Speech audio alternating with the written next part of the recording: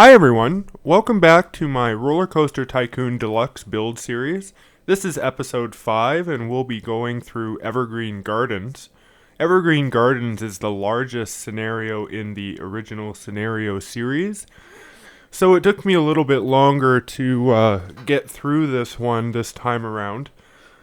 I didn't release a video last week as a result, though I do want to make it clear that I have not committed to any sort of video release schedule, as you can imagine, building parks to this scale and detail takes a lot of my time. I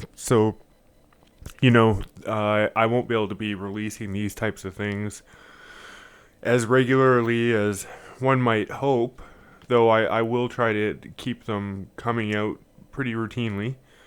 And of course, the smaller scenarios that are coming up after Evergreen Gardens will be easier to chew on within a couple sittings. Evergreen Gardens took me a huge number of sittings, and the video editing process as well was quite in depth, but nevertheless, we're finally here, and it is probably the most ambitious park that we'll see within the original scenario set. What I aimed for was pretty simple, given that, it's sort of, you have this, the Roman theming kit, and you have the gardens, and it just sort of makes sense to go with sort of a nice Roman garden.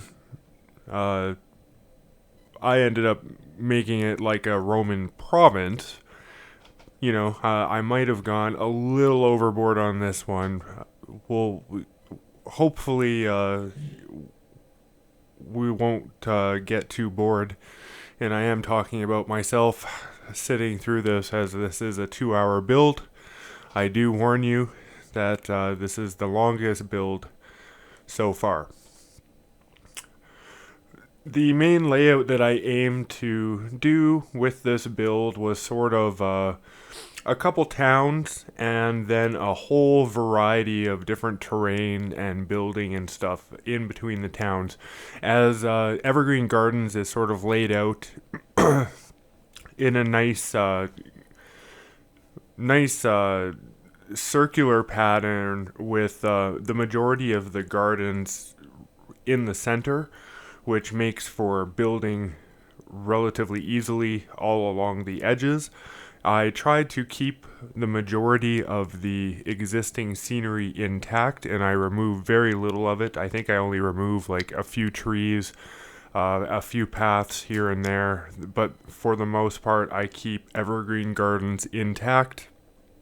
I simply augment and enhance what's already there by quite a big margin this time around, I would say. For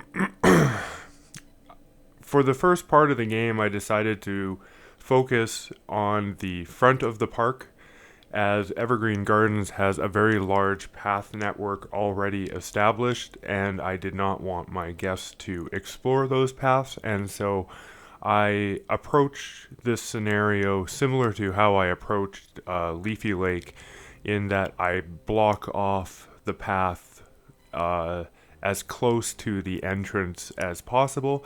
In this case, they only have a little bit to go up until the point that I branch off to the right and start creating the first Roman town.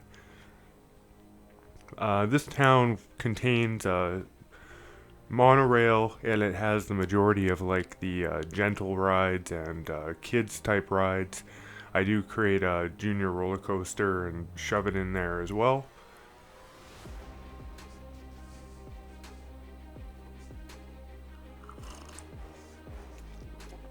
In terms of strategy, Evergreen Gardens doesn't really pose much of a challenge on any front. The scenario is easy. The terrain is great. I mean, the theming is great. There's lots of space. There's no land to buy, so you don't have to spend money on purchasing land. You just can have all the land right away. So that's great. You know, it gives you a head start on the Roman theme, and then gives you the Roman theming kit.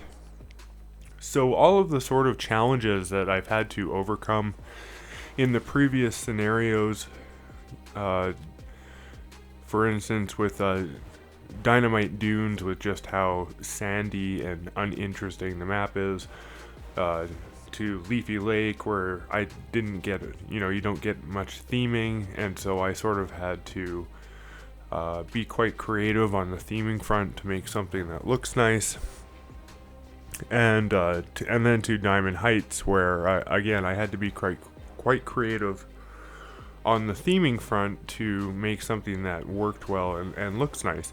Whereas coming into this one, it's pretty much just a sandbox, and I just treated it that way.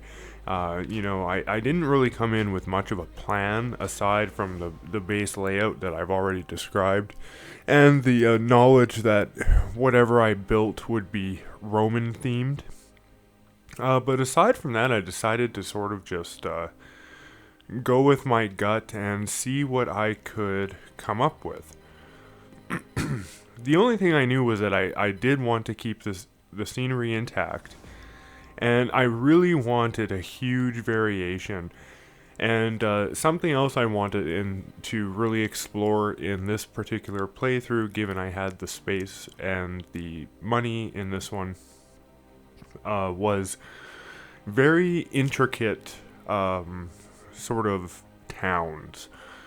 So whereas, you know, Leafy Lake had towns, and they were very simple towns, and then Diamond Heights had the very intricate castles, this is sort of like, you could say, a combination of the two, where there's no castles and there's no like giant buildings like the castles were, although there are some like fairly large buildings that I do end up creating. But what I wanted really was towns and sort of walkways, and you know, something that was a little bit more less organized than a castle, something a little bit more chaotic, sort of like the Leafy Lake stuff. But whereas Leafy Lake just really just had houses, as, you know, sort of like little tunnels off to the side that would act as interesting queue, you know, scenery and environment for the queues. With this, I really wanted to sort of go bigger and make the towns much more involved, so that just walking around and food courts and all that stuff was all contained within the towns, and the towns had multiple levels and stuff, similar to the castles, which the ones in Leafy Lake didn't really have.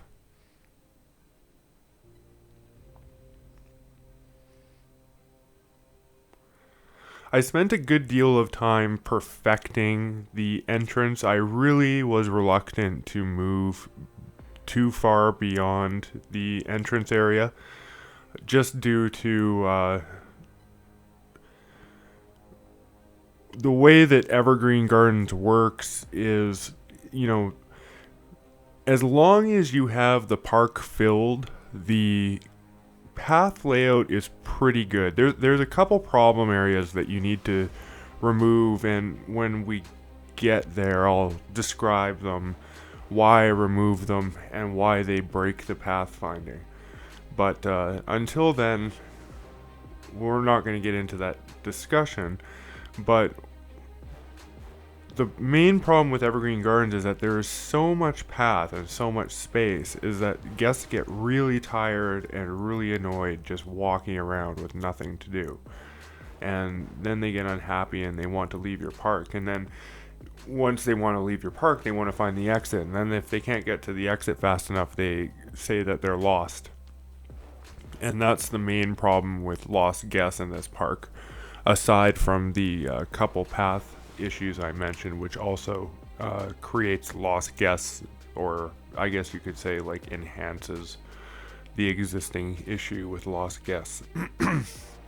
But as long as you keep your guests within, sort of themed, entertained areas, they will stay entertained and then they want to stay in your park longer.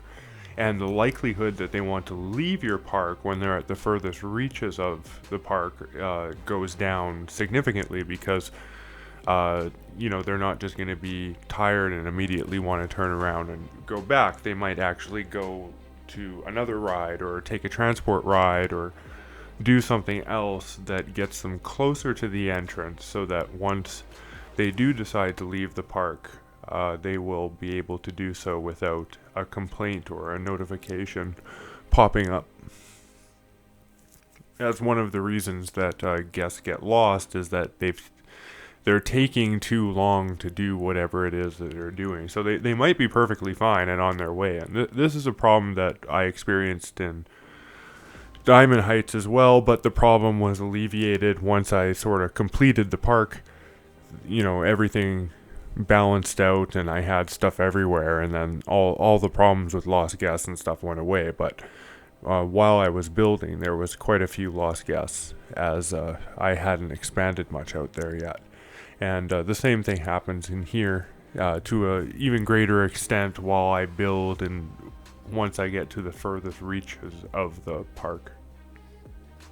But I wanted to avoid that situation as much as possible for as long as possible, is what I was getting at with that whole long spiel.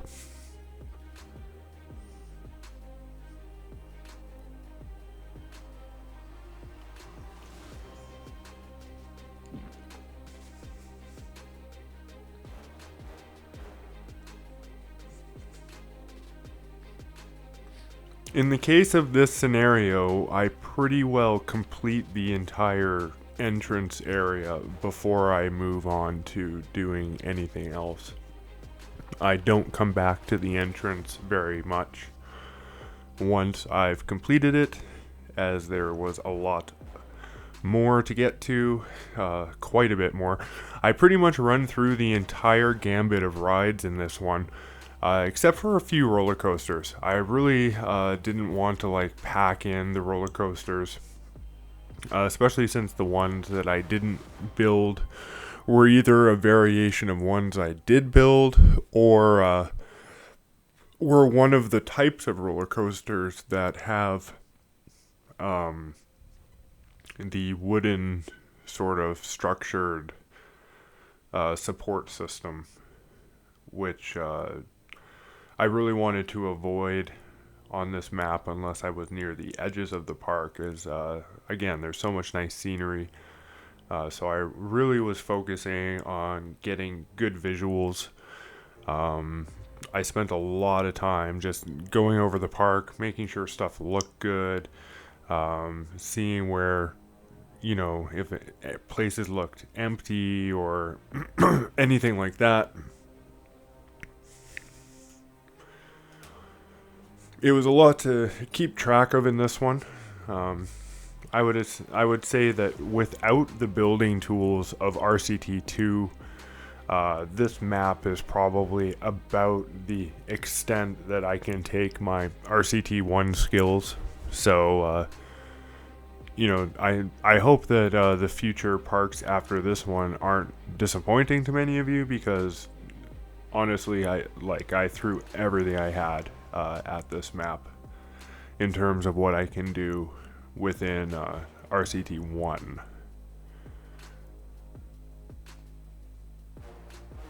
Now, that isn't to say I couldn't do different things or more specialized stuff. Instead of doing so many rides or whatever, maybe I could have taken out a quarter of what I did and put in 2 giant, synchronized coasters or something along those lines. There's always something else I could do.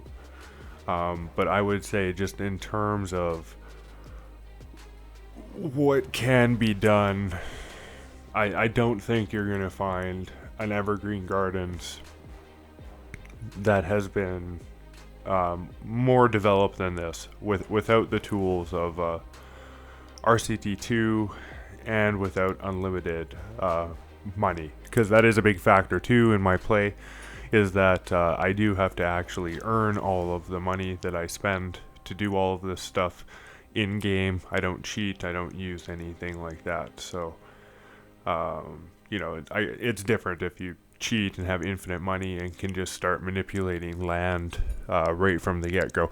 But then at that point, I don't really feel like you're playing a scenario. You're more just creating a scenario or basing your own scenario off of an existing scenario, because the whole point of a scenario is that it has objectives and it has a land configuration set out that you have to work with. And if you're able to just override that, then you're not really playing a scenario. You're just playing a terrain in a custom scenario. Your own custom scenario where, you've taken away the limitations, which is fine.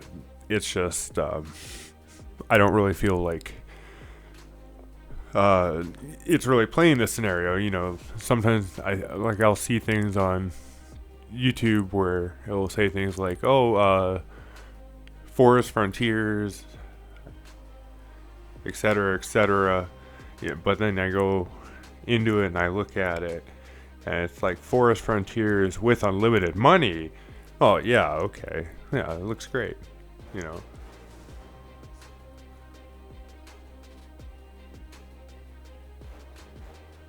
But with limited money, I don't think I could do more. Is what I'm getting at with that whole point of conversation.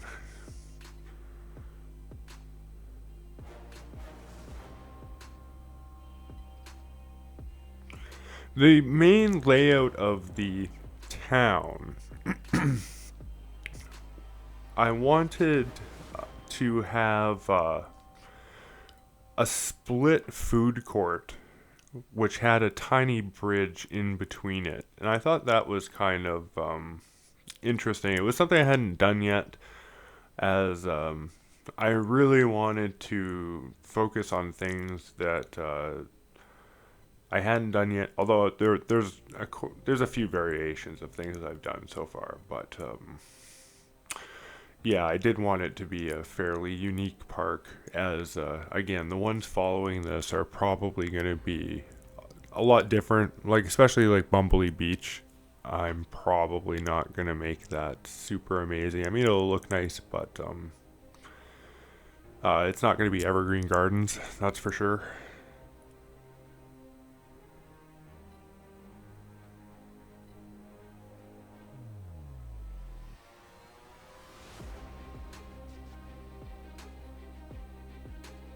I don't use any pre-made coasters on this one either.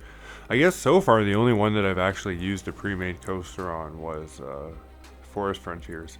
That surprises me. I was really thinking that I would end up using pre-made coasters a lot more, given that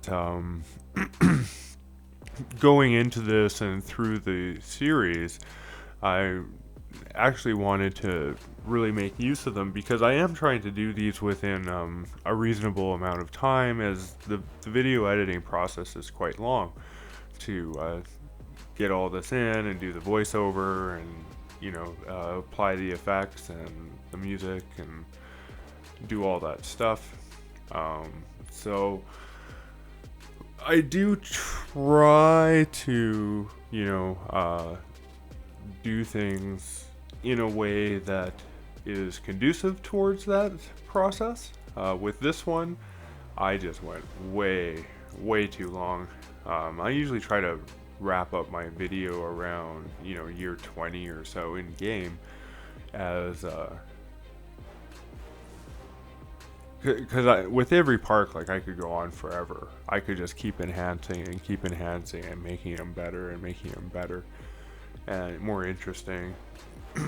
Yeah, I could put 30 hours into every park I've done so far, but it's just too much when it comes to the sort of balance, right? So I try to find the right spot where I can say, okay, I've done a really nice job here, but if I spend any more time on this,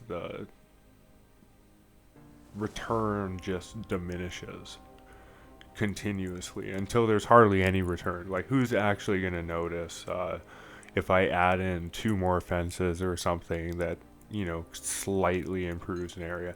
That's a diminished return as opposed to creating an entire building which really stands out. So, it has to, I have to find that balance. And with this one, I still feel like I stayed within the balance. Like, I wouldn't change anything I did, but I do wish that I could have done it a little faster. I think my play took me to year 33. So that's why this is a 2-hour video.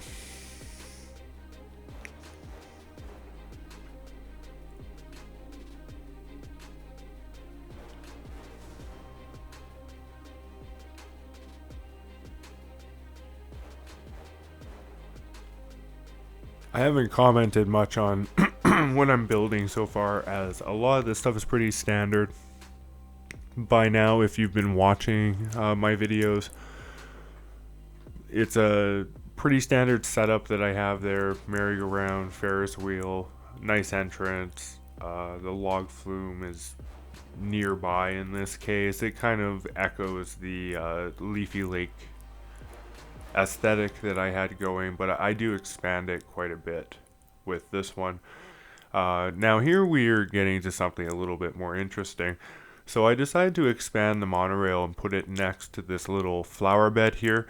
Now at this point, because I have the monorail out here, I want to, expand and allow the people out here. And that flower bed is the first real problem spot in the Leafy Lake layout.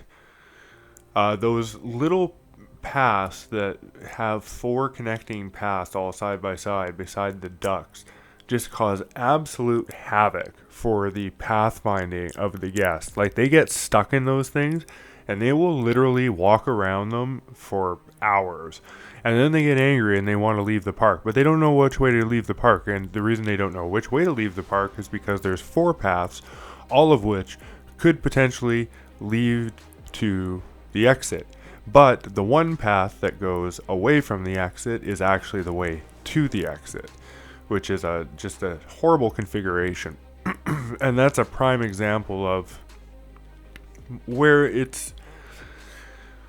there's a common, I think, misconception out there that it's dead ends that lead to lost guests, and it's not actually dead ends that lead to lost guests. It's looping ends or dead ends, because a looping end is a dead end. Even if a path loops around, if it doesn't go to the exit, it's a dead end. And so if you have a dead end that looks like it leads to the exit, where this one in particular is really bad because it's like in the center of that thing, and so people pass by it so much. And if you just leave it as is, you can see I have the no exits there, as that was a temporary solution, though I do get rid of them entirely in a little bit here, as I wanted to put something else in the middle of that. That would be a little bit nicer and more useful. But those things just fill with guests, and they can't get out. And so if you ever play this map and you expand to that little flower bed thing, make sure to either block off or remove those inner path leave things that go by the ducks. Do something else with that space.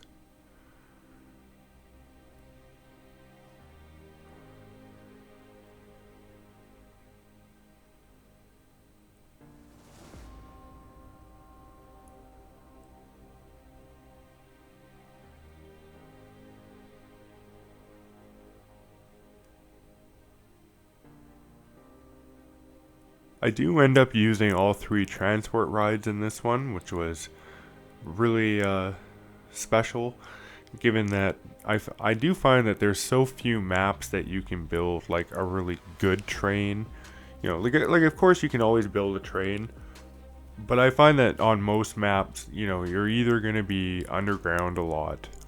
You're going to have to do major terraforming, like I did in Dynamite Dunes.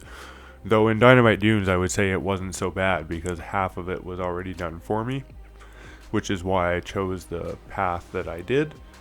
But on other maps, like you'd pretty much have to terraform the whole thing, which is really not that useful or feasible.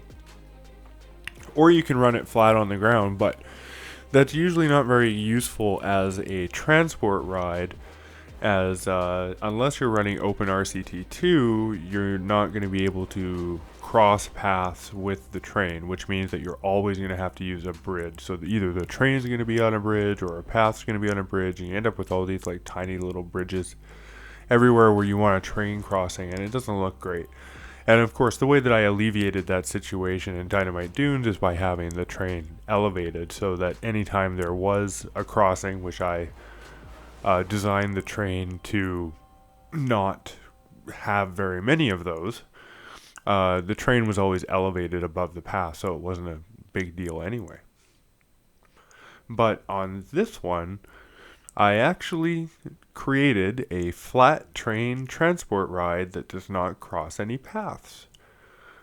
Which I don't do it until the end of the video, but I just thought I'd mention, given that I have the monorail out here, and I do build a chairlift later, but yeah, not very many maps do I get to build like a train, a real train, that just sits flat on the ground and actually does what trains are supposed to do, which is transport people.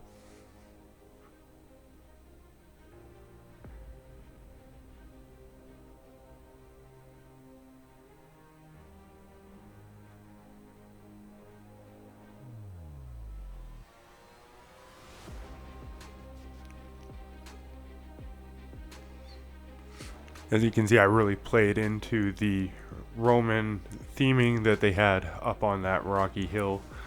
I figured it was best just to roll with it. I didn't fight any of the theming in this map whatsoever. I use all of it. This is probably the one example where I actually remove theming to build what I want. And again, in this case, it's really only because those paths are absolutely useless. So, if it's broken, I'm not going to keep it. And I thought that putting the maze in there would be a little bit nicer. I do keep the ducks though. Okay, so the ducks are still there. I even add a few ducks. Double the ducks.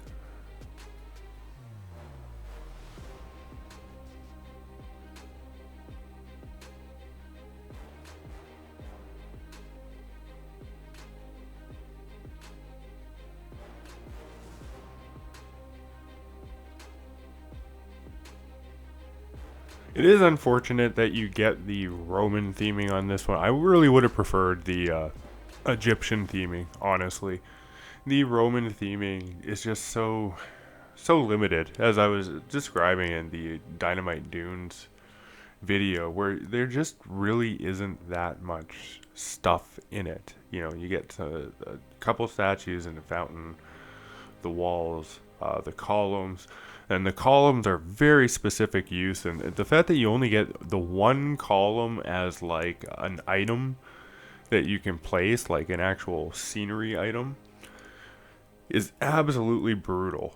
Why they couldn't give you some other sort of Roman quarter tile item as well that is a little bit more generic, I don't know, because the column is just very, very, very Roman. You can't really use it outside of Roman column theming, stuff like this. Can't just stick it in the middle of nowhere. It doesn't make any sense. So that's the one thing that I kind of wish was different about this scenario, was that they gave you Egypt instead, or even the Mine Town theming. I think would have been better. Actually, maybe Minetown would be the better one. Yeah. Yeah, Minetown would be the better one. Alright, I wish they gave us, Minetown on this one. Then Egypt, then Roman. They give us the Roman theming. Whatever. I make it work. I think it looks nice in the end. But, I mean, who am I kidding? I really love this scenario. This is really one of my favorite scenarios because it is really the first sort of real sandbox that you get in the original game. I mean, there's Forest Frontiers, but Forest Frontiers is so small that, and it's flat, and there isn't a lot of variation to it. There isn't any big lakes or rivers or anything cool like that to sort of work with. So, making it yourself is expensive, and again, the map is small. Even if you buy all the land, the map is small. I mean, the Forest Frontiers video is 42 minutes, and that's with a completely filled map compared to the 2 hours here. And so this one is really the very first sandbox. It's the closest thing to Mega Park you're going to get until you get actual Mega Park. And I almost like this one better because while you only get the Roman theming, you do get a really nice map. Like the gardens and all that stuff, and the water and the layout and stuff. Like it's so nice. It's such a nice map. I think it's a nicer map than the Mega Park map. And when it comes to Mega Park, by the way, I'm not sure what I'm going to do with that scenario. I'm not going to play it like a regular scenario. It won't be a regular episode. Maybe I'll do a live stream with Mega Park, my first live stream or something. I don't know what I'm going to do with that yet. So if you have some ideas on what I should do when it comes to Mega Park once I reach that point, please put them in the comments. Thank you.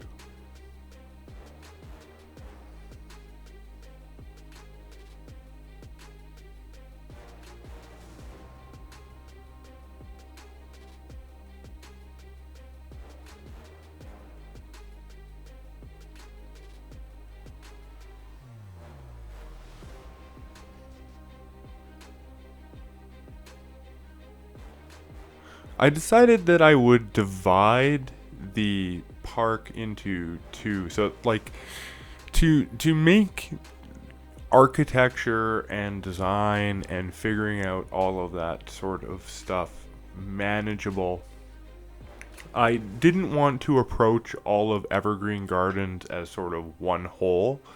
And so I decided to approach it as sort of two wholes. So the way that I work the park and build it is the front section is completed in entirety. And I don't just mean like the entrance. Like I've already completed the entrance. And I've now moved on to sort of like the middle and the flanking sides. But those are still the front of the park. And I use the river and the lake as the dividing barrier between the front and the back of the park. And so the way that I approach it is that I built the front of the park, and then I completely reevaluated and took a look and basically treated the back of the park as though it was a blank canvas and I was coming into the scenario fresh. I started, looking through everything, figuring out where I wanted stuff to go based on what I had left in my ride inventory. And, I sort of ignored the front while designing the back, just as I ignored the back while I designed the front. And it also had a nice side effect in that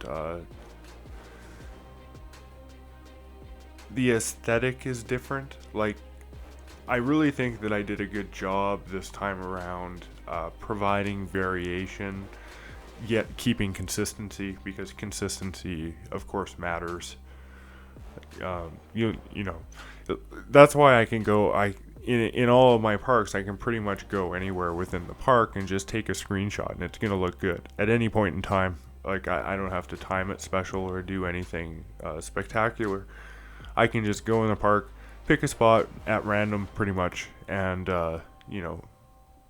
click a screenshot, and it's gonna look great.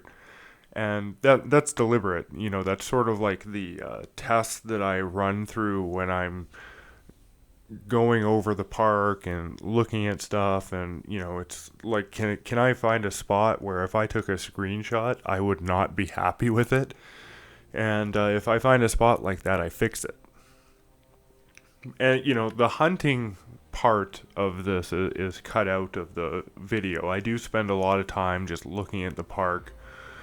Usually with the game on pause, I don't allow the time to run, so I do spend more time playing these scenarios than just the recorded time, or even the game timestamp, the year number and stuff like that, because I do spend a lot of time just applying my thought process with the game on pause. Taking a look at the landscape, mapping stuff out, figuring out if something will work or not work. I usually try to figure that stuff out ahead of time so that I don't have huge, building mistakes and stuff on video, or lose the money, because that's just as bad too. If I waste a whole bunch of money accomplishing nothing, that's time wasted, money wasted, and I'm not getting any closer to making the park that I actually want to make. So I do spend a lot of time with the game on pause, and I only sort of proceed to the build phase when I am relatively confident that what it is that I want to build can be accomplished, and can be accomplished within that space. As often, sometimes you can accomplish something, but you may not necessarily be able to accomplish it within the allotted space, even though it might appear so. And really understanding how much space you need comes with experience. It's taken me years in this game of accidentally, blocking myself off and building rides and stuff like that to really know what to look for and pay attention during designs. So if you find that when I'm designing rides or looking at the rides that I design, if it looks somewhat effortlessly designed, like it's like, oh, I just pull off this design, and it's not like I just pulled it off. I spent a good deal of the game on pause before I built that design, just thinking about what the design would be, and mentally mapping it and figuring out if I could do it and what it would look like. I've been playing the game for a long time, so I have a really good idea of what is available in the game and what is capable within the game. So I don't really need to play the game to play the game, I guess you could say. Like I can do reasonably well designing things in my head and then applying those designs and actually have those designs work, because I have a fairly good understanding of the game physics to the point that they're pretty well memorized. Same thing with like coaster design and stuff. It's pretty easy for me to design well-paced coasters these days, whereas it used to be that I would design just these like ridiculous coasters that made no sense whatsoever. But then you learn sort of the tricks and things of how coasters should be propelled and be slowed down, and those types of things, and what makes them fun and interesting to look at, and those types of things. And then you start incorporating those into your design and before you know it, that's just sort of the mythology of how, coasters end up getting designed. And you don't even think about it. I decided I would do the buried tower once again, as I did want another ride in that area, but I just didn't want it sitting on top of the land, as I wanted to make use of as much space there as possible. And I felt like if I just had it sitting on the land, this area would look very crowded, and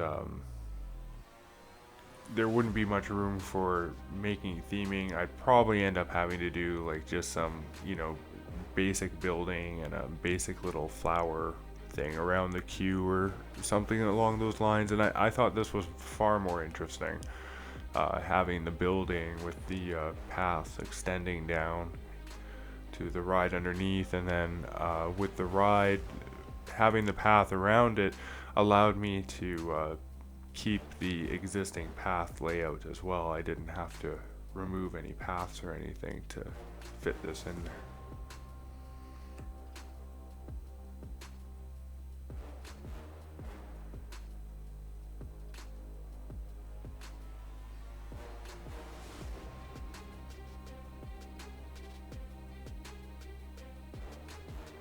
I am pretty excited to get to the DLCs, I have to say, as the additional theming kit is really gonna make the parks more fun, as I'm pretty sure by the time I get to the end of these original scenarios, everybody is going to be tired of Roman Egypt and mine towns. So I will try to keep them as interesting as possible, but I am definitely looking forward to the enhanced theming kits that come with the expansion packs in this game, especially since they're a lot more theme parky. I mean, like, really, how often do you see Egypt at a theme park? Like, where's Egypt at Disneyland? Right? Or where's Rome at Disneyland? They're very generic themes. They're very I guess you could say copyright safe themes. Stuff that you definitely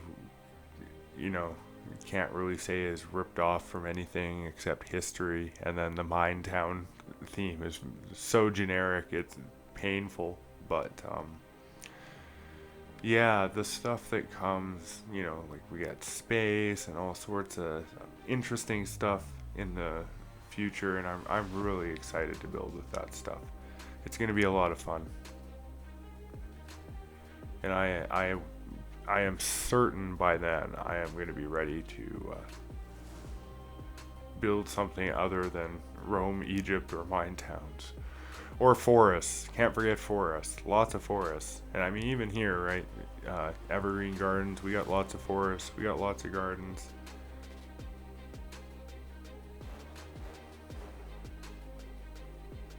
Throw in a couple deserts. No, there's no deserts in this one.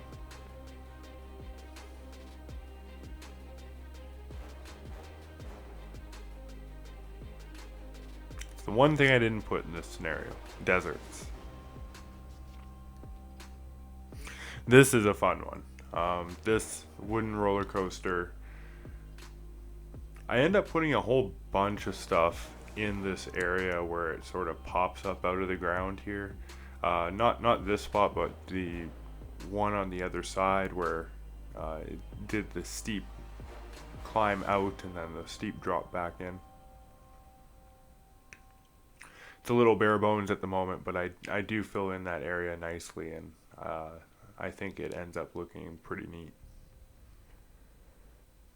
For the rest of the wooden roller coaster, I put just sort of there in its own little spot for the majority of it. Again, due to the occlusion of supports, I sort of don't like to have it cross too many other things. Usually I like to give wooden roller coasters their own space.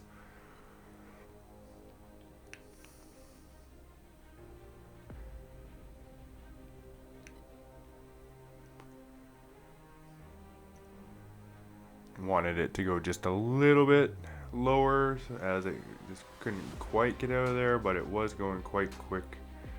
But I did find a nice happy speed for it coming out of that final hole. And I do expand it a little bit later, as with most of my stuff in my parks. Of course, they always go through several iterations as I expand the park and sort of finalize areas and understand the space I'm working within better.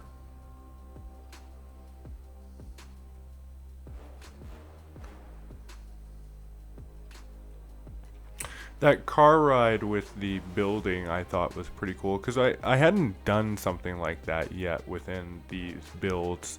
I'd built a lot of car rides, and a few of them had tunnels, like the one in Dynamite Dunes. But I hadn't built one that's sort of like the funhouse style. And so that was a lot of fun to design.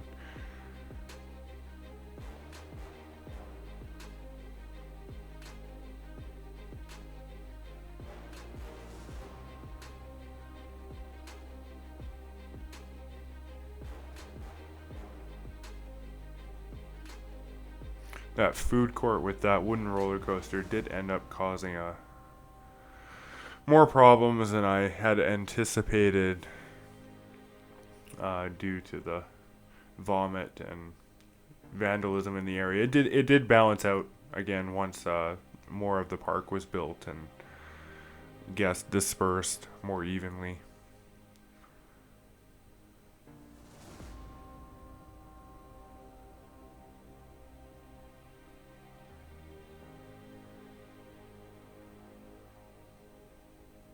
I decided to make the wooden roller coaster green, even though the majority of the colors in the park are red, white, black, or gray, to kind of go along with the whole Roman theme.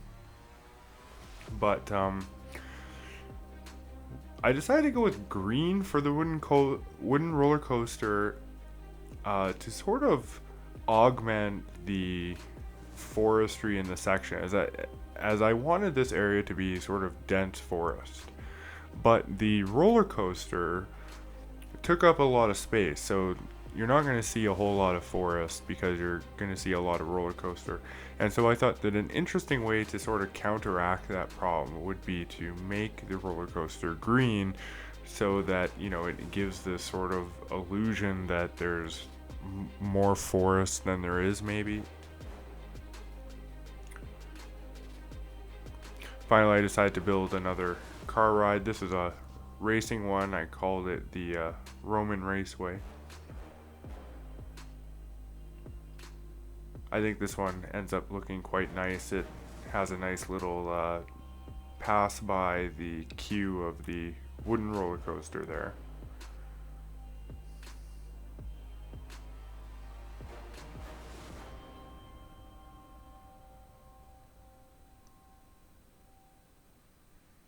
I did spend a fair amount of time just figuring out what a nice track here would look like. I wanted to make good use of the space, but with car rides, I also don't like having them all like super duper windy. You know, where it's going up multiple levels. Like with most car rides, I try to keep to 2 levels maximum, maybe 3 if I have to do like some sort of a figure 8 crossover or something like that. But otherwise, like or maybe if I'm working with terrain, like if I'm on a hillside or something like that, I might do something a little bit different that actually, embeds better into the terrain, and so that way, I get multiple levels, but it's only because I'm following the terrain. But if it's, a standalone thing, then I find that 2 levels at most is what visually makes the most amount of sense. Like if you go look at those types of rides in the real world, you'll find that Usually they only have 2 levels. Again, maybe they go up to the 3rd level at most, and if they do, it's only briefly. Like, it's not like it spends equal amount of time 1, 2, 3. It'll be like equal time 1, 2 with a brief stop on 3. Or maybe reverse, maybe 2 and 3 are the main levels, and the first level is some sort of a brief stop. But yeah, I do find that works the best.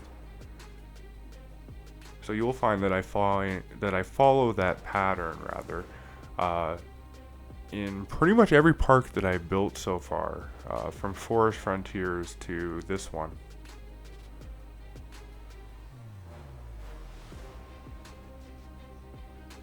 Unlike Dynamite Dunes, I do not use the Roman Colosseum very much in this one. I use it one time and one time only. I sort of treat it like I treated the pyramid in Dynamite Dunes, and the Sphinx, where it's like a unique thing. Whereas in Dynamite Dunes with the Colosseum, I treated it, as though they were plentiful, as I really just needed more stuff, and I didn't want to use buildings, as I really wanted to keep with that sort of grand Roman, capital entrance type thing. Whereas in this one, I didn't really want to make like a Roman capital, like Rome itself, as I did in Dynamite Dunes. I wanted just more of like Roman village type feel to it.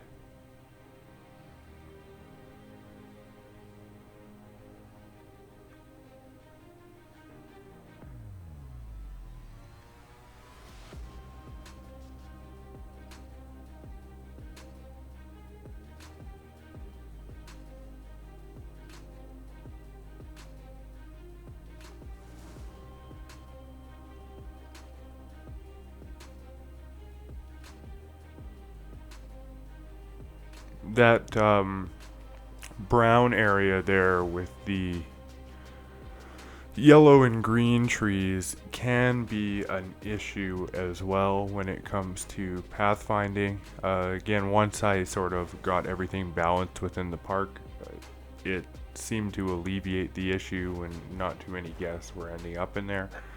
And the ones that were ending up in there were getting themselves out relatively okay.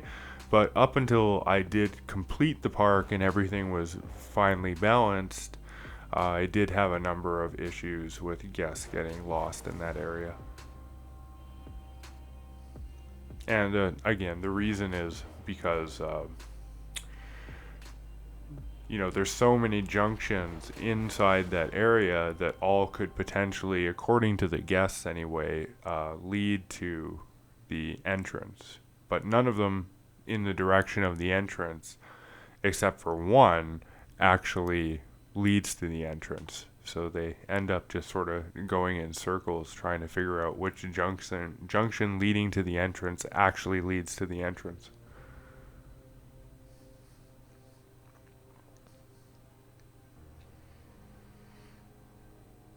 I do make use of the water transport as well, making a total of 4 transport rides in this scenario, which is the most, I believe. I figured I might as well, given there's a nice lake, and I wanted to utilize the border strategy again for the bumper boats.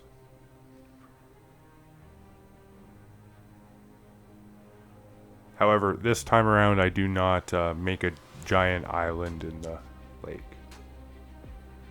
I didn't really feel a need this time around, although now that I think about the idea,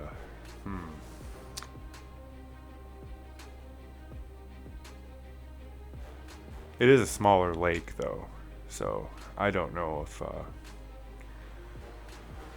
I would be able to do it. I had enough issues. I mean, I had just enough space on Leafy Lake to kind of make an island that was slightly smaller than what I wanted.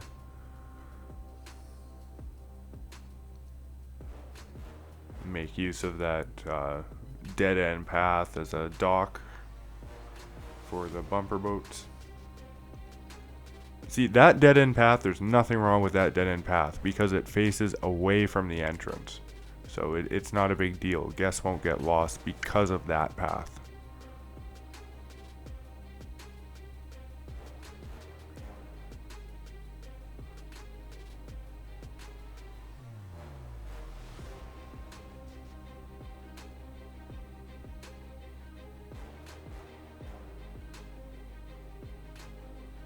Now I decided to create the third monorail station, and this was actually going to be the last monorail station. I hadn't intended on creating a fourth, but once I moved into the back of the park and I started dealing with the lost guest issue, I actually created a fourth station just so that I had more stations and more stuff for guests to do in the back of the park, as I was really running out of rides and stuff by then.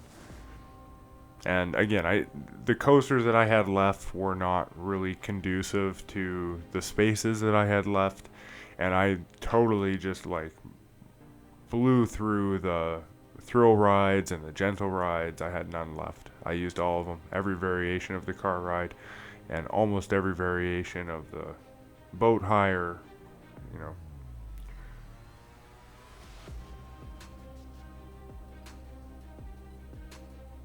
If I had more lake space, I probably would have done more boat hires, but as is, I did do 3 in the end.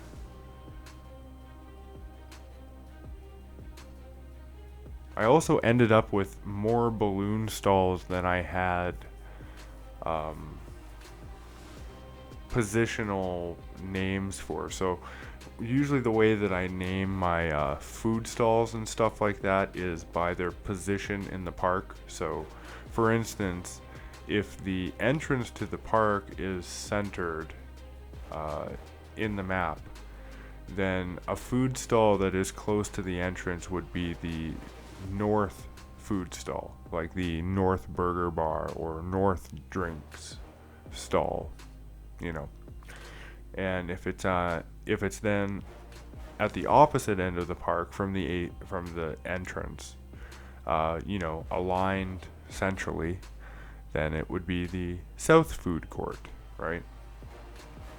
And then, you know, positionally based on where the entrance is, I name them, you know, Northwest, Central, West, Southwest, Northeast, East, Southeast, or Southwest, Southeast, yeah. Yeah, I actually ran out of names. So there's more.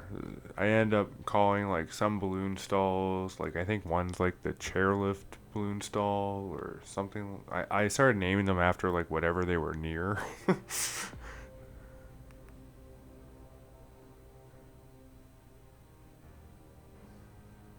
Yeah, I did not foresee that issue coming. I don't think I've ever actually hit that issue before.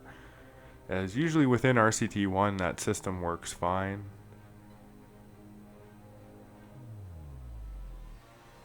But again, I might have gone a little overboard this time.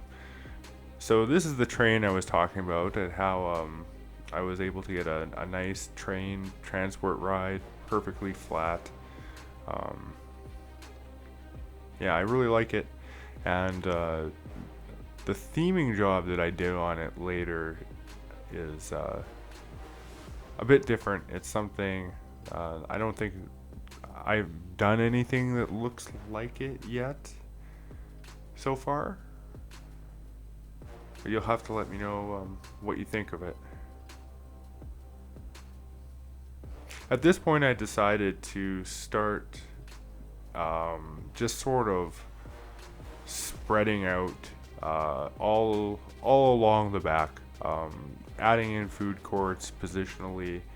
The chairlift, I wanted to go between the 2 large hills at the back. As well, I was going to build another chairlift that would go all the way to the front, where I still left a small space for this endeavor. I didn't want to use the same chairlift as a multi-station chairlift like that, like with 3 stations. Just it just doesn't work well as a transport ride. Like the middle station always, it gets double the traffic because it gets chairs coming in from both directions. And then the edge state, the outer stations, the edge stations, they get very little traffic. And given that your entrance station is probably almost always going to be an edge station, you know, depending on how you designed it, but most likely, I could think of designs in Evergreen Gardens here where you could do a chairlift as a central station at the entrance, which would be okay.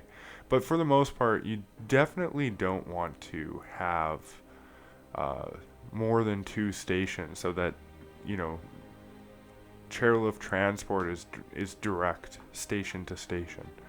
And so I thought it was better if I had um, 2 stations in the back Roman town instead of having a single station, which would be the middle station.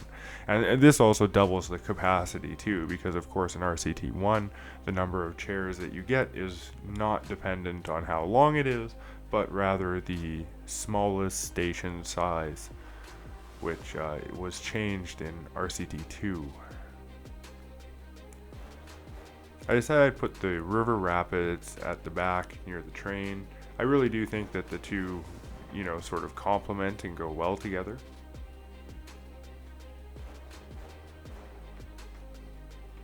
As you can see, much like when I start a scenario, I decided I would lay out the foundation of the back of Evergreen Gardens before theming anything. So it's very, very similar to when I first started a scenario. I blocked out the buildings, I laid down the rides, I figured out the layout and what I wanted and what would go where, and then I did the theming after the fact. And from this point on, I don't touch the front of Evergreen Gardens very much. I pretty much, considered it to be more or less complete on its own. Couple places near the edges, the transitional points to places I hadn't yet themed, of course, got some touch up.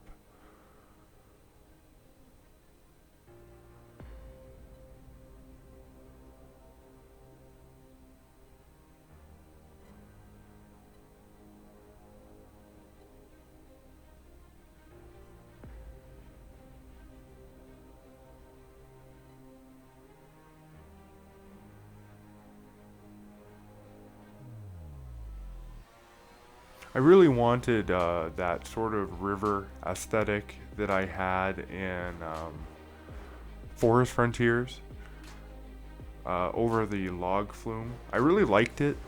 It's not big enough in Forest Frontiers because that area just isn't big enough, right? So it's just a little straight path, sort of the one little bloop over the log flume, which is like the tiniest river ever, and that's it. But so on this one, I really wanted to enhance that idea, and so using the river rapids, I create a nice little area there with a couple bridges, little tiny path bridges over the river rapids, and it ends up being like its own sort of little contained area. This is when I put in the fourth monorail station, as I was sort of dealing with lost guests and things. Same thing with the food court that's there. That food court that was there, I didn't really want to put a food court there, but ultimately I felt that I needed something there as the walk between the two areas. It was just way too long and way too many guests were getting lost in this area.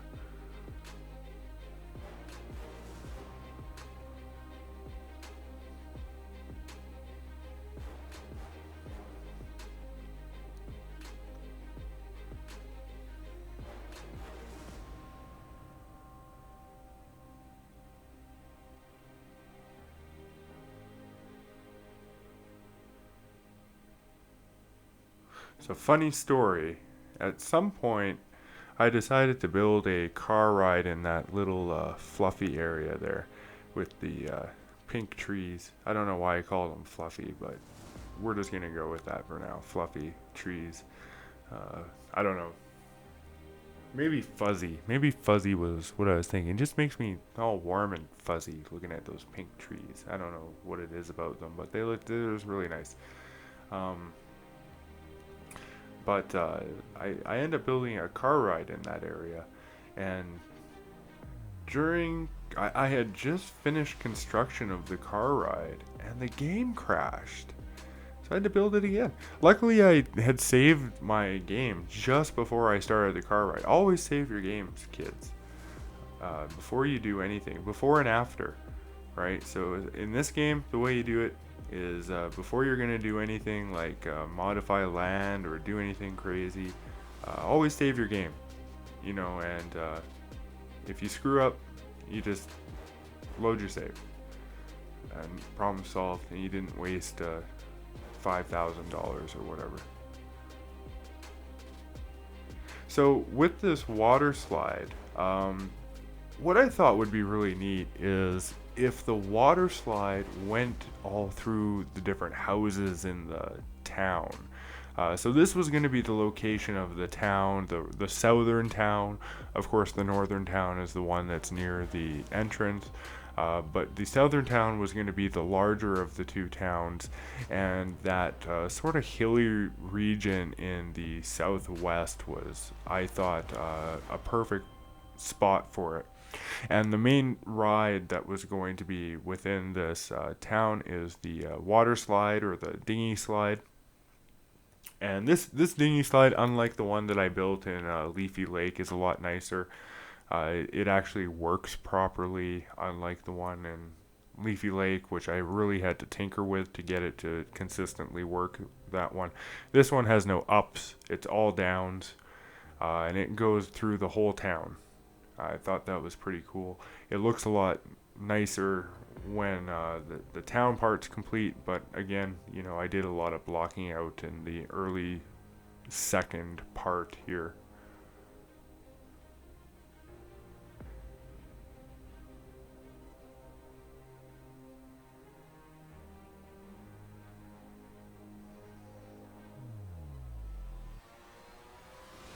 Next, I decided I would build a suspended coaster. Hadn't built one of these since Forest Frontiers either. And given that there's actually, quite a bit of space in this map, it really does make it a good map to build one if you're going to build one. The one that I built in Forest Frontiers wasn't really all that exciting. The only reason I chose this particular coaster type was it was one that I hadn't built yet, and I did think it was interesting, sort of, mirroring the log flume with the blue on the top of the log flume with the water, and then the blue on the bottom with the suspended coaster, and then the two were kind of above each other, air and water. But on this one, I was actually able to create a fairly long suspended coaster that goes from the town through the pink tree, the fuzzy trees, back to the bridge. I decided to make the station itself a bridge. I was debating if I wanted to change the path network to go through the bridge, but ultimately I decided I would leave the low wooden style next to the bridge, and instead make the queues the sort of path of the bridge.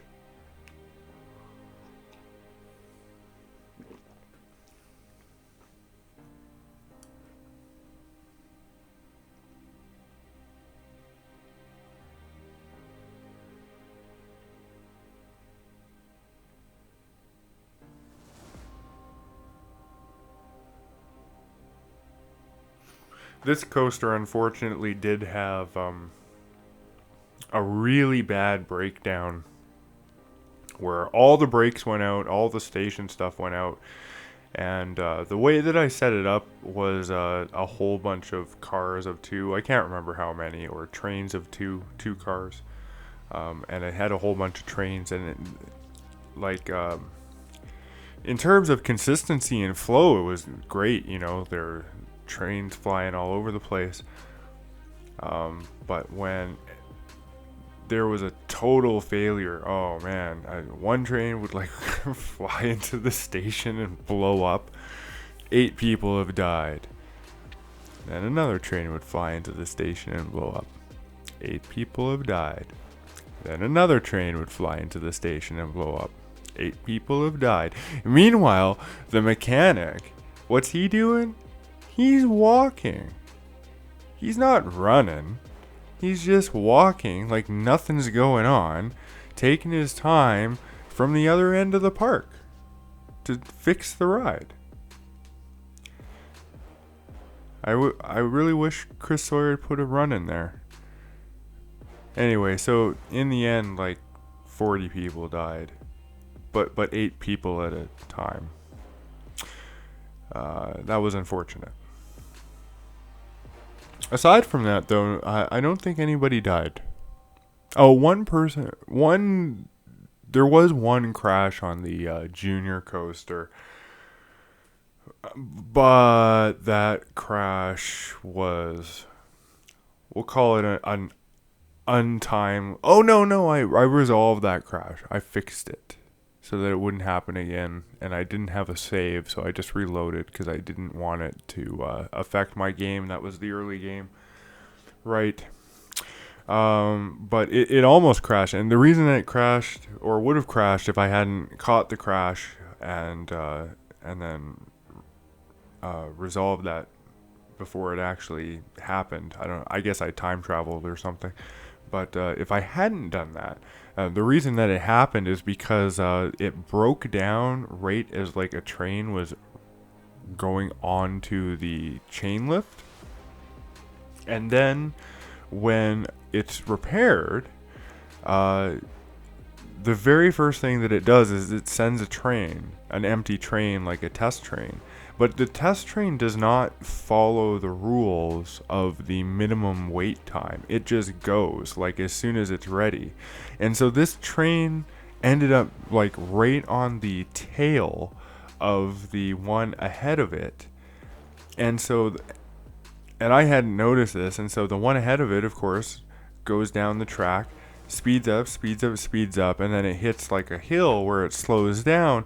And by the time that it makes the hill, the other train that's coming right behind it, because it now has more speed than it, whacks it right in the back, and they both explode.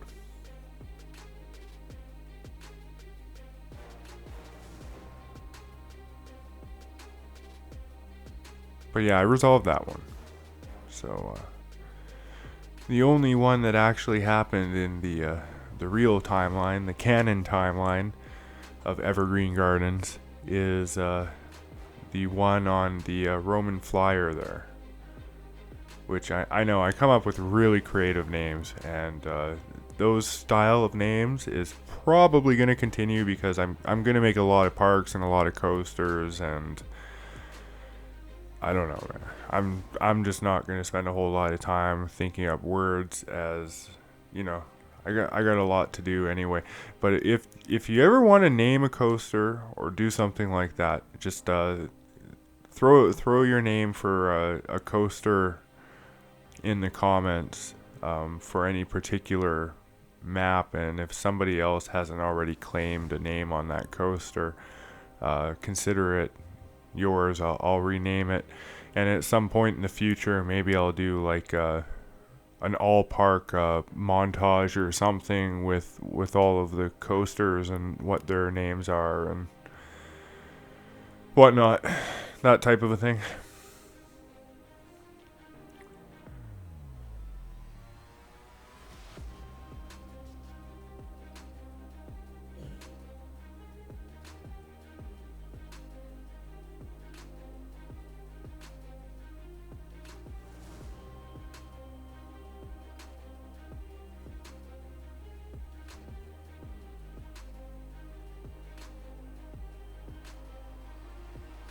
Something that I did kind of struggle with on this one was enhancing the existing themes, because many of the existing themes are just like the same plant in a pattern, like a checkered pattern, or it's just repeated a whole bunch of times. And so they look nice, but they're maybe a little bit on the simple side. So I wanted to keep everything that existed, but I didn't want it to like sort of stand out and be a sore thumb and like, oh, here's this ridiculous pattern of plants just out of nowhere. So in some cases I would like extend the pattern so that it would meet with boundaries and look a little bit more natural that way.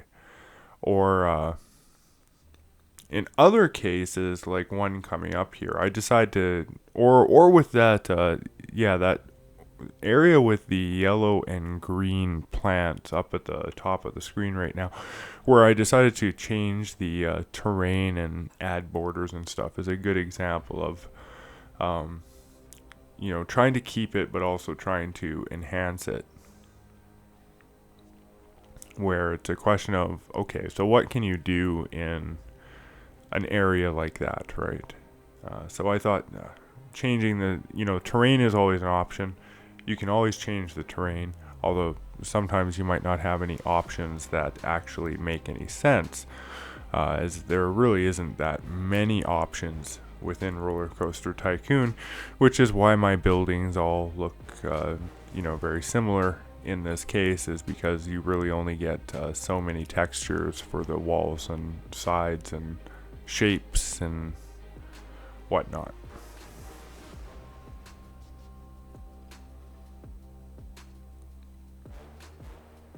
So now that I had the general structure of the back, I figured I would connect the chairlift to the front so that there was a direct connection between the back of the park and the front of the park, although not the direct back of the park, but the other chairlift is nearby, so the connection logistics sort of would work, where it's like, you would catch the central chairlift over to the town, and then you can catch the other chairlift right to the entrance, or you can go down a little bit and catch the monorail, although the monorail station is quite far from the chairlift station in the town. It's not that far from the central chairlift station though.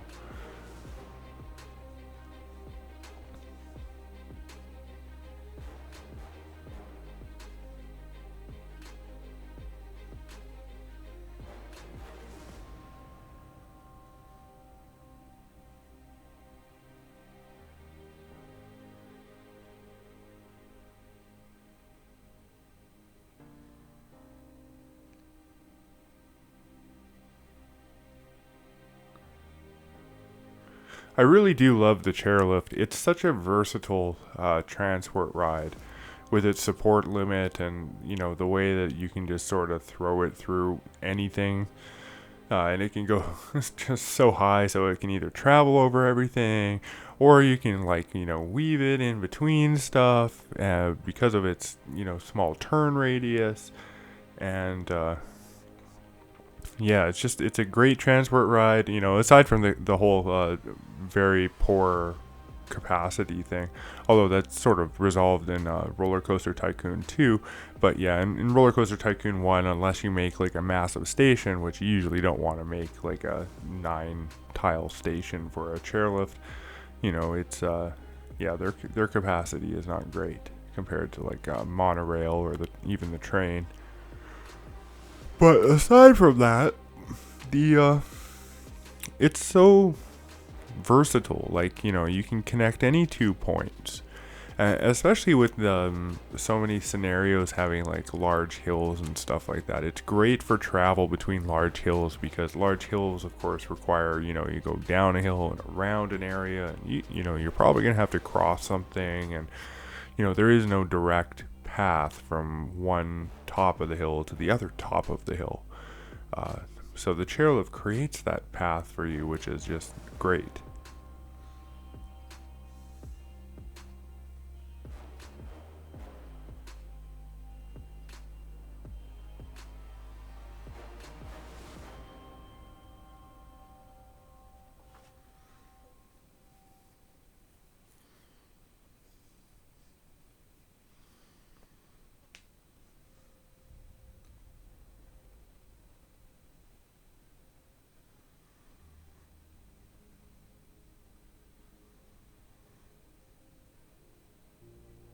It was really debatable whether I was going to color buildings with the other colors or stick with just white brick and the Roman stuff. But in the end, I felt that the size of the map was just too large. Like, if every building was white, I don't know. I think it would have gotten a little too repetitive, especially in the towns. Especially like because I mean I made the majority of the front town white, but the southern town I actually majority use colors, and white shows up just a few times, and same with bricks. But for the most part, it's yellow, red, and green. I don't use the purple one, which is odd given that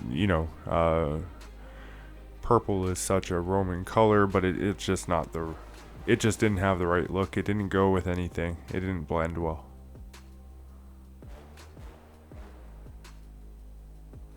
Too close to the dark red.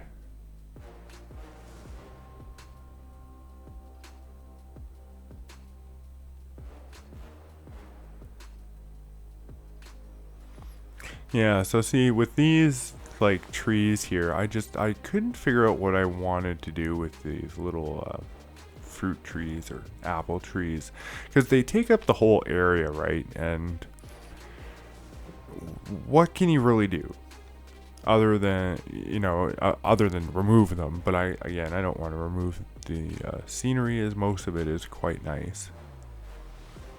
But these have always been a little plain, and there's too many of them, right? Like if there was maybe half of them, that would probably be better, so that it's not so obnoxious, taking up, from border to lake side with just a single path through. You can't really put anything in it. So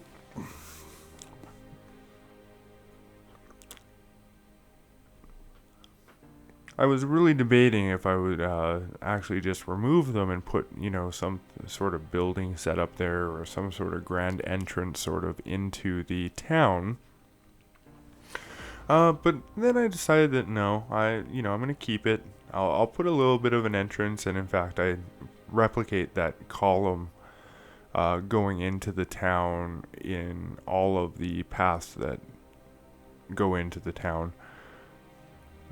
Which was set sort of from this example here. So, ironically, the trees sort of defined the theme for the other entrances by being so obnoxious and forcing me to do it this way.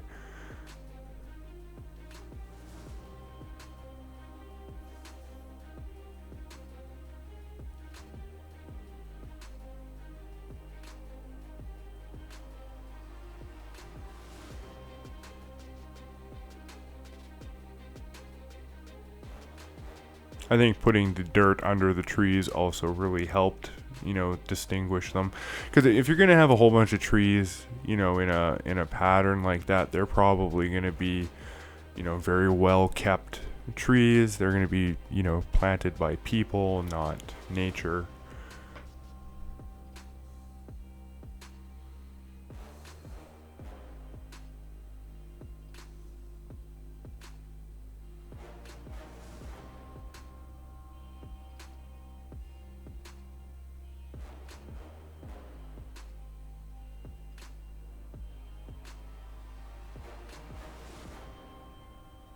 Getting through the town construction, which is what this is pretty much the start of here, was really a slow going process, as I really wanted to make sure that I got everything right the first time. I didn't want to have to go back and fix things.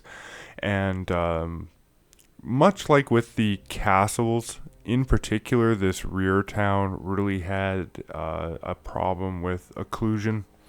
So, I really had to make sure that the things that were going to be occluded were mostly or completely themed before I built up the town. Very similar to the way that I had to theme the inner parts of the castle before I built up the castle. Otherwise, it would be a pain to try to theme them. Same idea.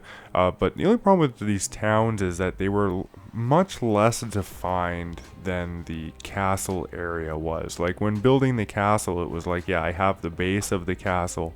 It's very clear where the castle is going to be, and a castle structure is very defined as well. So I don't have to do a lot of guesswork there to kind of, approximate what the layout could be or what are the possibilities. Whereas with the town sort of setup, I was not able to have that same definitive sort of, here's how a town is going to be.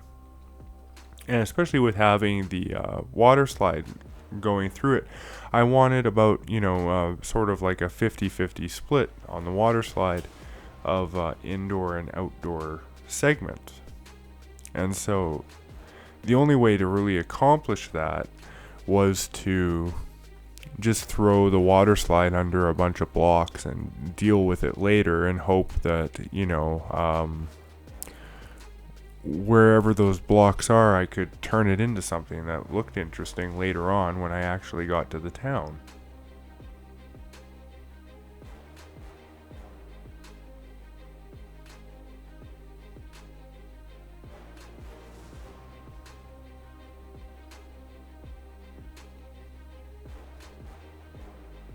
You can see the complexity in the architecture that I was talking about, like having multiple levels, bridges between buildings, the slide going in and out of the architecture and stuff. That was, I really wanted to sort of expand the inside of the castle from Diamond Heights without the castle part, so to speak.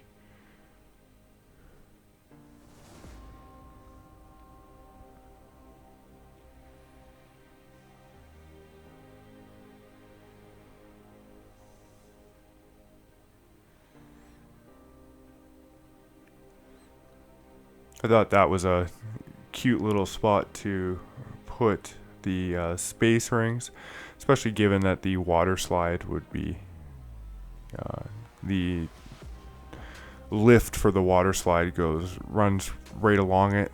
I wanted to make sure that that was visible to the town area. I didn't want to have the whole area of the water slide occluded. You can see quite a bit of the water slide, like from the reverse angle from here. Like the buildings are in the way now, but I did design it in a way that when you're on the reverse side, you get a pretty good clear of. You get a pretty clear view of everywhere that the water slide goes up the side of the town there and dips in and out of the buildings. Again, I don't like those sort of indoor mazes that sometimes you see parks end up being, where it's like all these paths and stuff are occluded. I do want people to be able to look at my park and know where everything is, understand how it works, even if there is path, like this part has paths that are definitely occluded, and without knowing where those paths go, you can only guess, right? So there is a little bit of that here, but I do try to keep it, sort of like 20% of the paths at a maximum, and make sure that the majority of it is outdoor, and even the stuff that is indoor, Again, if it's a regular path, I don't want it to be completely occluded, and so I don't keep it underground very long or inside very long, and I make sure that all of those different types of segments have a pop out part where somewhere that you can see that something is happening on that path, or that the path exists at all.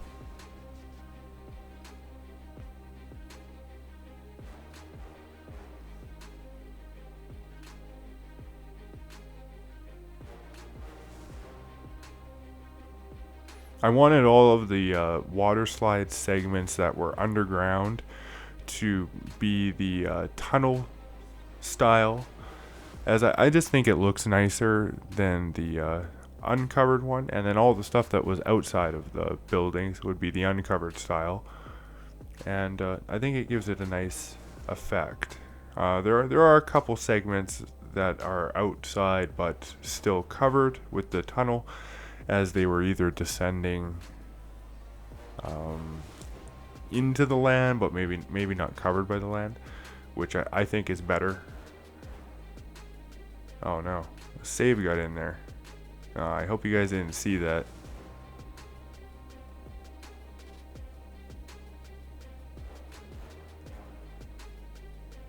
I'm not recutting the video, guys, so you're gonna have to deal with it.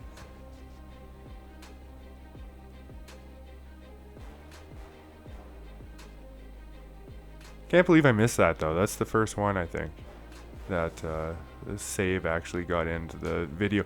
You have to understand that when I cut these videos, like with this video here, there's about 35 hours of footage in total, and I have to actually go through it and find all of the different segments, which is like a minute here, 30 seconds here, even down to like 1 second. There'll be moments of like where I just build like one fence or one piece of path or something like that, and I totally capture that. I totally grab it. I go through and and then I speed it up by 1,000%, and that 1 second of film ends up being 0.00 whatever milliseconds, and you see it flash by and you probably don't even notice, but I do grab it, and it is in there.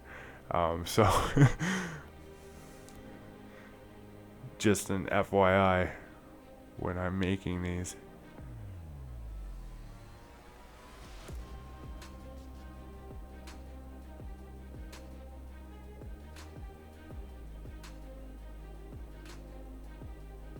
But yeah, so it does take some time because I have to go through and grab all these parts out, and then I string them all together. And so yeah, if now that I've completed the speed run and I'm viewing it for the first time, basically, unless something severe gets in there where there's like a huge, let's say, 1 minute pause or something like that, there is a margin of error where I do expect that I'm not going to perfectly cut everything.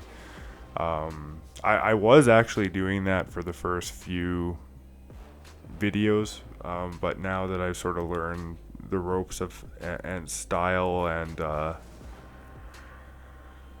sort of the pipeline of how to produce these videos, I'm a little less specific about where I draw the line on cuts and stuff, as I do want to get through the footage fairly quickly. So whereas before there were more segments that I might have cut out because, like, let's say there's 5 seconds of dead time where I'm just scrolling around or something. In previous videos, I might have cut that out, but starting with Leafy Lake, I decided to sort of up the margin of error a bit so that I could get through the production process a little faster. So that's why that save got in there, is that slipped within the margin of error of time between build time, basically. So like if I see myself building and then I close everything, and then within like 5 seconds or within 10 seconds, I reopen everything and I continue building. I just include the 10 seconds that's in between those two buildings now, or two like periods of building. Whereas in previous videos, specifically Forest Frontiers and Dynamite Dunes, I would actually cut out that dead 10 seconds and leave only the build, like trying to get to the, like literally the frame where I open the tool, and no other frames where there isn't building going on, which, I mean, you know, I justified it at the time that it made sense because it would slim down the video production time. But then once I started to see how long my videos were being, even if I do that anyway, I decided that it's not worth it and upped the margin of error. Now that I had the majority of the town sort of built, this is when occlusion issues really started to become problematic. And so I would spend, you know, a lot of time having to look at things without, you know, seeing through all scenery, seeing through all rides, seeing through all vertical faces, seeing through all baseland, just to be able to see what was there and see sort of what was missing. Those were the biggest problems. Like if there's a wall missing against you know, one sort of occluded area that you're probably not going to see it anyway, but you might see it, like the edge of it or something, you know, from a specific angle. Or more likely you're going to notice that it's not there from a specific angle if you do happen to like catch that it's missing, right? Whereas if it's there, you're probably not going to notice it at all because it's there and everything looks proper. And so if it was missing, you would notice it. Whereas it's so minute to detail that when it's present, it's actually not noticeable. Those types of details are particularly bad at this point in the town due to the occlusion. Though I did try to, again, design sort of the outer parts of the town first. So not only did I sort of build it like from the ground up in the same way of the castle, I also built it from the outside in. So you'll notice that I like built up the back part of the town, up where the water slide goes. I did those houses first, and I left the inside of the town relatively untouched while I was finishing off those. And that was so that I could design the inside of the town without having too much of the existing buildings of the town occlude what I'm working on. Now, of course, at some point, the problem becomes inevitable and you're going to be dealing with occlusion anyway, and then the more complex you make the buildings and the structures and the network, the worse the problem is going to get. So it's just going to, you know, accumulate. So it was about here where I decided that the town was big enough. You know, I wasn't sure if I wanted to go all the way to the pink flowers.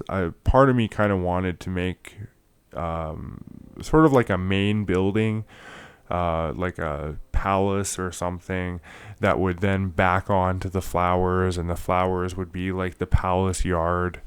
But I decided not to, just due to the fact there was already so much stuff in that corner, and the buildings were already occluding a lot, and I thought just having a giant palace there would basically just block all the work that I just did. So I didn't build it. Like, see, if there was a palace sitting there, where that Colosseum is, basically from the Colosseum to the bottom of the hill, it just wouldn't look the same. I think it looks a lot better without it, and especially once I add in the car ride at the bottom of the hill, in the flowered area there.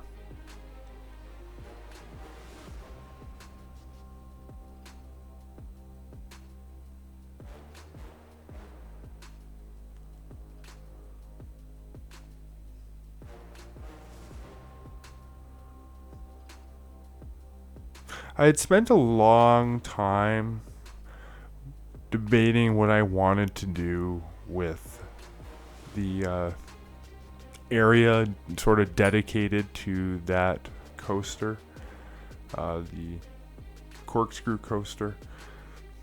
In the end, I really didn't have any ideas, and so what I decided to do was just kind of increase the number of textures that are visible on it. I threw in the little house to give the coaster some tunnels, but mostly I just wanted it as sort of a background to what I was going to build, so that it wasn't just grass.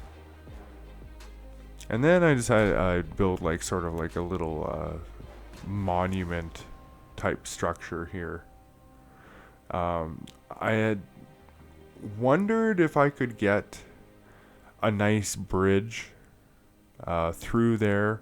So like what I would have done is connected sort of that path at the upper right of the screen, that just before the bridge, to the other side of the map.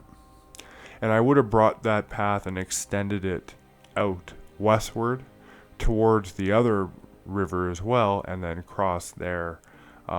But just looking at it, I couldn't get it to go through the coaster area without looking amateurish, I guess you could say. I just didn't like the result, so I just didn't include the work I did on that in this video, as ultimately it didn't go anywhere. But I thought it would be an interesting story nonetheless on what could have been.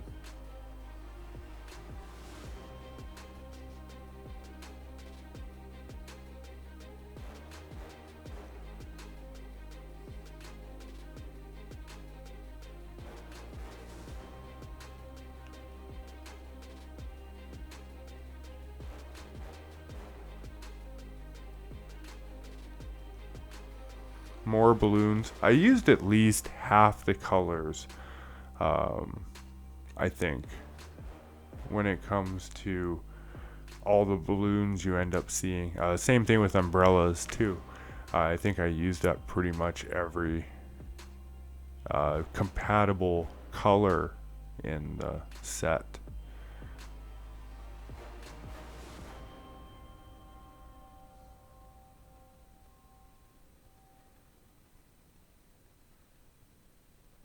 Finally the car ride. So yeah, just before this, the game crashed. So I built the whole thing, everything that you're seeing here. I built it, and I did the theming, all of it. I was literally pressing save, and the game crashed, and it didn't save. And so I had to come in and do it again. Oh, see, another save got in there. At this point now, I was so paranoid. I didn't want the game to crash and lose my work again. So I was like saving every 5 minutes, and I cut out most of them. But yeah, looks like another one got in. So forgive me, guys. Like I said, Evergreen Gardens was a extremely long build, and I had a lot of footage to go through on this one.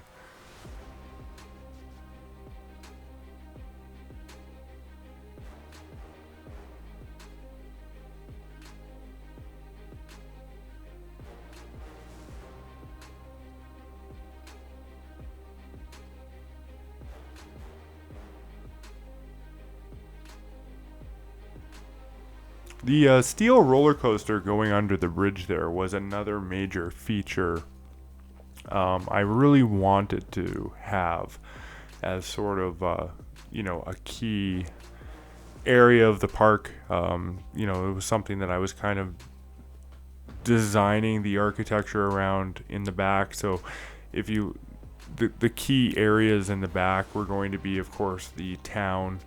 And then I did want a roller coaster that would sort of dive into the river and come up through a bridge and under a bridge and over a bridge, and that's what that one does. It doesn't end up quite looking as epic as I thought it would. I actually wanted it to kind of cruise at river level there for a little bit, like it would kind of dive down and go under the bridge and then do like sort of like S turn, not an S bend, but like the an S turn by putting the highest angle turns together in opposite directions, which makes kind of S. But yeah, I wanted that to like cruise around down at the river level a bit more. But I also wanted it to do the loop around the monorail track, as I thought that would have been kind of cool as well. So I thought, oh, it can totally just dive down there and then cruise it at river level. I'll do an S turn. I'll be able to line up with the monorail track and do my loop. But in all cases, I was not able to find an arrangement that would actually allow me to line up perfectly with the monorail track. I was always one tile off, almost close, but not quite. So I had to come back up and do a little jiggy before diving back down and doing the loop over the monorail.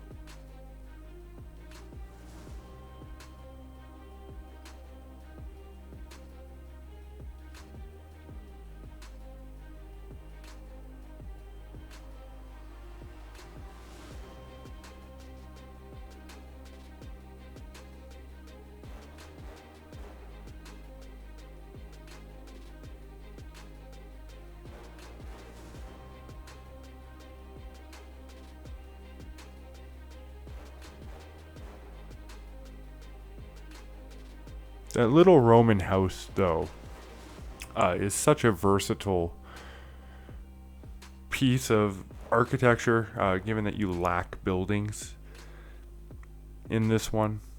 So, if you are doing a Roman theme, which I am in this one case, along with Dynamite Dooms, which I also made heavy use of that house and the columns in the Roman area. But it is nice that they give you that sort of temple thing, which is a temple, that's what they call it. But it's just so, it really helps to break up the buildings so that it's not always just land buildings. Like you do have the option, like I have 2 temples on top of there, right? It's just because there just really isn't a lot that you can use aside from land to augment, building structures in RCT1. You've got the walls, which walls can help with the texturing. Like you can use walls around the bases of buildings and along the walls and stuff, so that it's not just a single flat color, and it does help a little bit. But those can only take you so far, and you can only do them in certain positions when nothing's in the way. And so unless you design your building perfectly where you've ensured that nothing is there and you have the room for your border, you're going to get gaps in your borders, and then the borders don't look good because you have gaps in them, and so you might as well not do a border at all.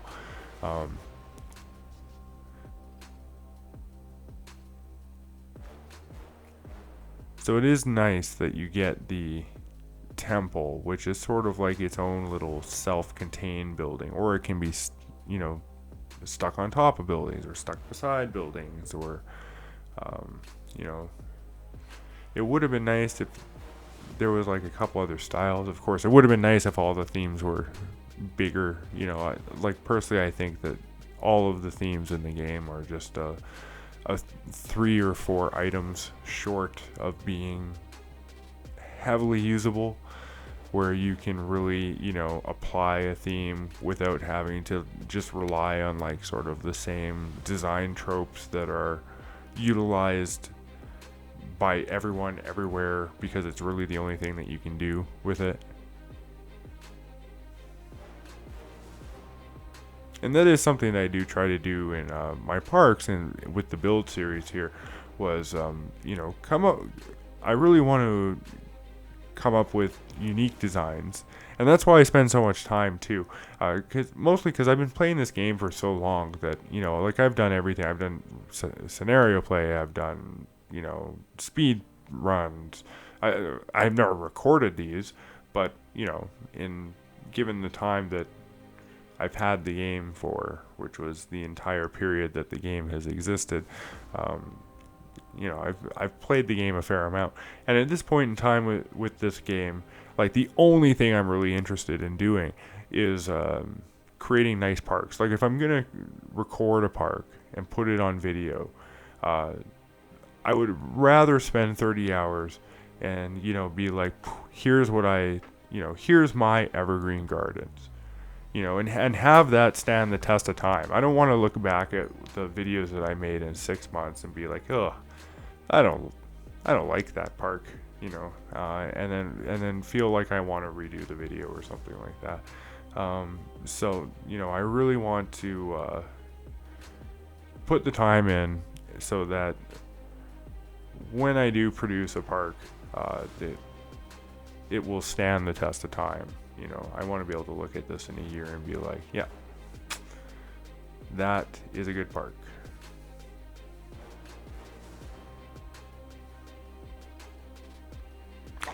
So that's also why I went a little overboard maybe on the runtime on this one. Was I didn't want any dead space either. Sort of like in Diamond Heights. Like, I really did like my Diamond Heights build with the castles and stuff. But the dead area in, you know, the the southeast of the map, where the wild mouse is, you know, it's just, I tried to make it interesting, but it just, honestly, I just don't find that area of the map that interesting. And, it's so crowded there already that, you know, I did my best, but really I just didn't want to be in it. And whereas, for instance, with Leafy Lake, Dynamite Dunes, Forest Frontiers, everything except Diamond Heights, because they're, you know, more of a sandbox, I really do try to make use of the space. And, you know, even getting to the back of the park, I want there to be something there and something really interesting. And on Diamond Heights, I just couldn't do it, you know. I didn't like that area, and I just couldn't think of anything that would make me like that area.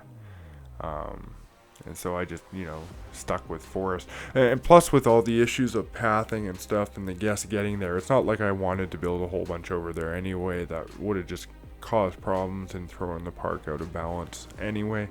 So, you know, I do have that excuse when it comes to Diamond Heights. But I would have no such excuse for Leafy Lake, because unless I'm going to completely destroy the existing pathing network, which I didn't want to do because I want to keep the scenery, and the scenery and the pathing network are intertwined. So the pathing network and the scenery both had to stay.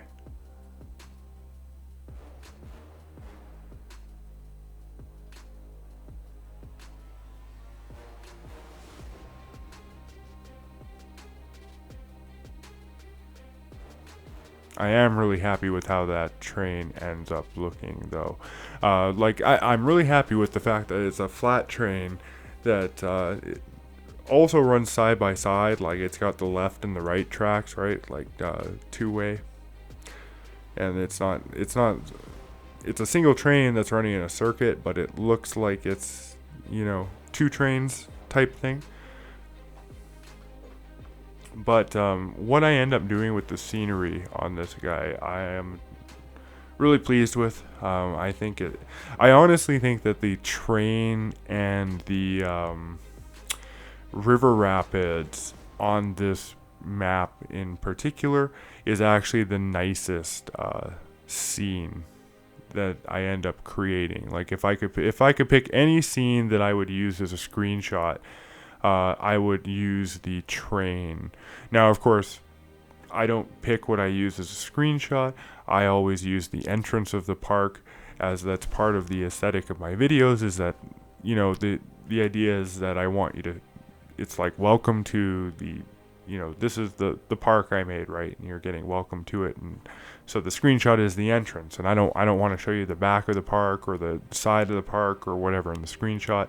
And so, maybe you've noticed, maybe you haven't, but my screenshots are always the entrance of the park from the same angle. So I don't pick, specific parts of the park to try to sell it, because I hate that clickbait stuff, right? I don't want to show you the best part of the park. I'm going to show you the entrance of the park, and then if you like my video and you go into it, then you'll see the best part of the park, or the other parts of the park and things like that. But all of that aside, and the process that I use aside, if I could pick a screenshot, if I was like, here is the best thing you're going to see in the park, I would say probably the train beside the river rapids, once the scenery is completely finished, is the best in the park, for sure.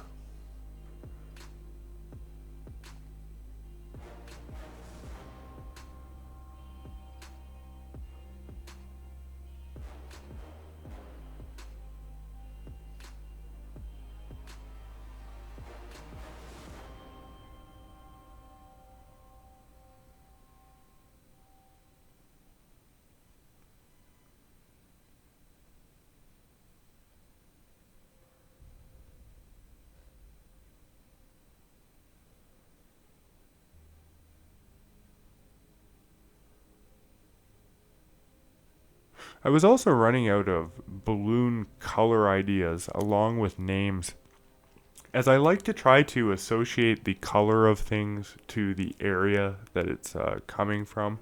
So that, like, when I see someone with like a white balloon, or I see someone with a brown balloon or a yellow balloon, I know where they were when they bought that instantly.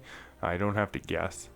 And with how many balloon stalls and souvenir shops and information kiosks I ended up creating in this one, I was pretty much running out of like associative colors, because I also want the color to have something to do with the area, right? So that it's easy to remember what came from where. Right, so something that's a little bit more industrial or dirty or something, I might use a brown, black, or something like that, balloon that matches the scenery and the terrain that's in the area. Whereas, like a gardeny area, I might use green or white, or an area that's highly developed, I might use a bright color.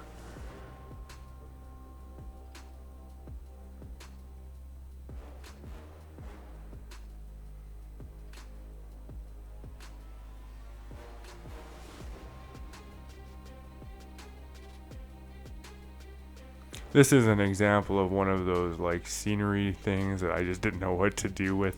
Uh, those little tiny plants with the balls on them.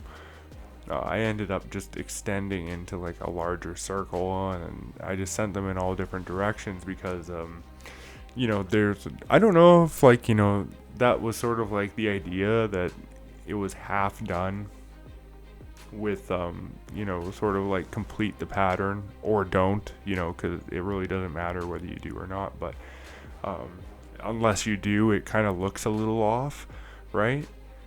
And so that's just that's what I ended up doing, was completing the pattern.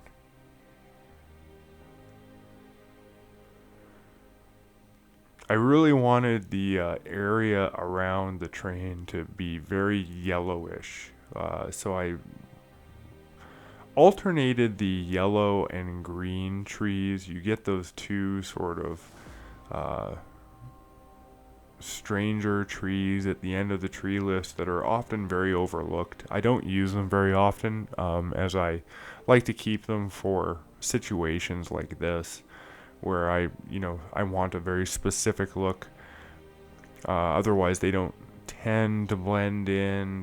There aren't very many maps that use them by default. So you have to sort of create your own environment and context for them. But when you do find a nice use for them, and you find those rare occasions that using them is really effective, they look so gorgeous. And this is one of those rare occasions where using them is just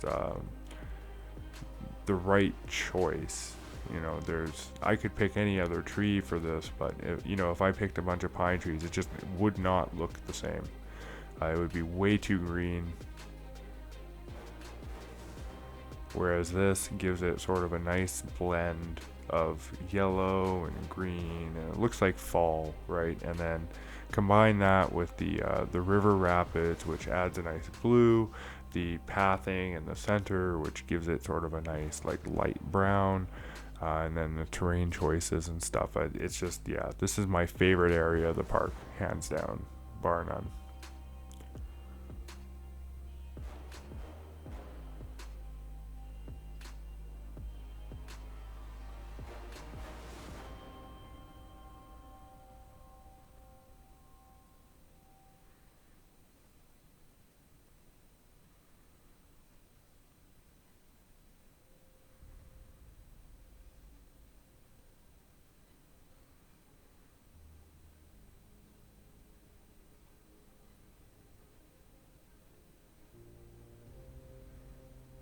There we go, using the temples again, because again, just to augment the building. See, if those temples didn't exist, that building just wouldn't look the same. I could put other building parts there, but again, that overdoes it with the RCT1 buildings and just the basic shapes you get with the land. So the fact that that temple exists is that temple makes the Roman theme. If that temple didn't exist, this would be a lot less Roman than it is.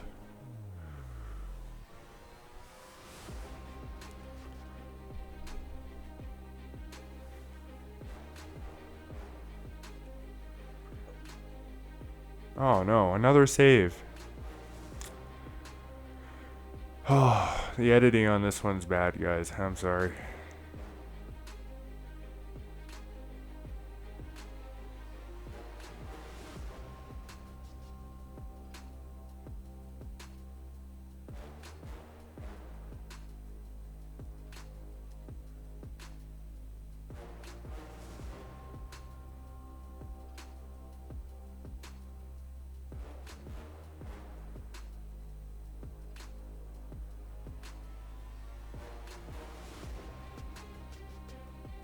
This area ends up looking quite nice too, with the bridge and the large building.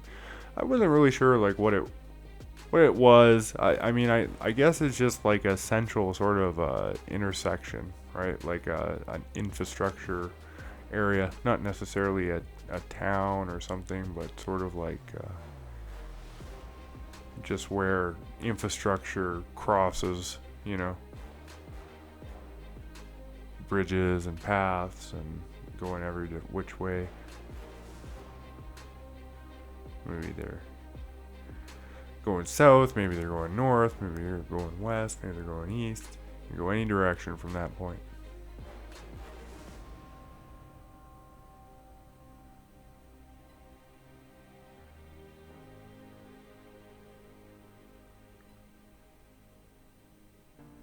Having just the two train stations was important, as I didn't want, sort of like the same issue as with the chairlift, is with this style of train, having the train tracks running side by side.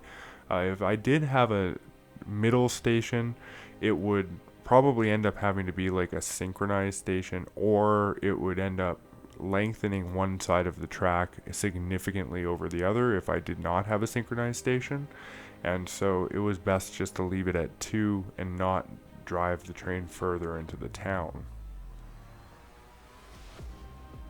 which was an option, having a third station on the other side of the town after like sort of a tunnel going through the hill to get there close to the chairlift station. In the end, it wasn't needed though. Like I said, the once everything was built here, the balance is pretty good. Guests stopped getting lost. All vandalism has pretty much ceased in the park. Access is good everywhere. Layout is solid. The balance of the rides is solid. Guests don't spend too long walking without encountering something. Overall, pretty much every issue within the park is solved in this build.